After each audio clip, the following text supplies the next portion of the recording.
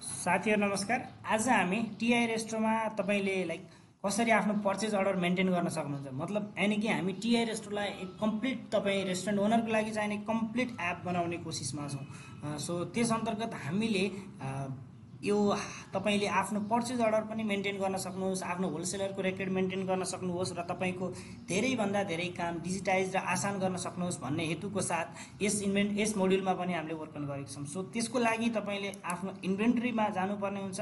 त्यसपछि तपाईले purchase order रहेको सेक्सनमा तपाई क्लिक गर्नुपर्ने हुन्छ। सो पर्चेज अर्डरमा तपाईलाई दुई चारवटा बेसिक्स कुराहरु चाहिने हुन्छ। अघि नै हामीले होलसेलर वा सप्लायर्सको पनि कुरा गरिसकेको छौं। सप्लायर्स तपाईले सेट गर्नुभयो भने तपाईले पर्चेज अर्डर उहाँको स्पेसिफिक नाममा पनि सेट गर्न सक्नुहुन्छ हैन। सो त्यसको लागि तपाईले आफूले कतिवटा पर्चेज अर्डर गरे त वा कतिवटा कम्प्लिट भयो त कतिवटा पेन्डिङ छन् त ती कुराको ट्र्याक देखि तपाईले सबै कुरा म्यानेज गर्न सक्नुहुन्छ। यानी कि ओभरअल तपाई रेस्टुरेन्ट ओनर हुनुहुन्छ भने तपाईलाई आफ्नो हरेक एक्टिभिटीको लागि यही कुरामा रिलाइ गर्न सक्नुहोस् र तपाईको वर्क फ्लो अटोमेट होस् भन्ने चाहनाको साथ पीओ अप्सन पनि तपाई यहाँ देख्न सक्नुहुन्छ।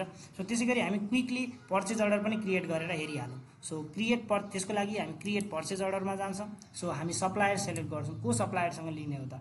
हामी अब सप्लायर्स सेलेक्ट गर्छौं। एकजना हाम्रो काजी द होलसेलरलाई सप्लायर सेलेक्ट गर्छौं। सो कहिले हामी आज अर्डर गर्दै छौं, एक्सपेक्टेड डेलिभरी डेट हामी कहिलेसम्म होस् भन्ने चाहन्छौं। सो हाम्रो 30 सम्म हुनै पर्यो काजी भनेर हामी काजीजीलाई हामी यो पर्चेज अर्डर सेन्ड गर्दै छौं। सो हामीलाई के आइटम चाहियो त भन्दा हामीलाई कोदो चाहिएको छ बेकिङ सप्लाइजको लागि 10 केजी। सो हामीलाई त्यसैगरी हाम्रो अघि मिल्क सकिरहेको थियो, हामीलाई अब मिल्क चाहिएको छ। हामीलाई लगभग 15 लिटर चाहिँ स्टकमा हुनु पर्यो। त्यसैगरी provide as soon as possible भनेर म उहाँलाई सानो नोटिफाई पनि पठाइदिन्छु। सो यति गरेपछि हामीले काजी द होलसेलरको इमेल एड्रेस सेट गरेको छौं भने काजी द होलसेलरले अटोमेटिक इमेल पनि प्राप्त गर्न सक्नुहुन्छ। मतलब फर्स्टमा तपाईको यो पर्चेज अर्डर ड्राफ्टमा रेडी हुनेछ र आफ्टर दैट तपाई ड्राफ्ट कन्फर्मेसन गरेपछि यहीबाट काजी द होलसेलरको इमेल सेटअप छ भने उहाँलाई इमेल मार्फत पनि जानकारी गराउन सक्नुहुन्छ।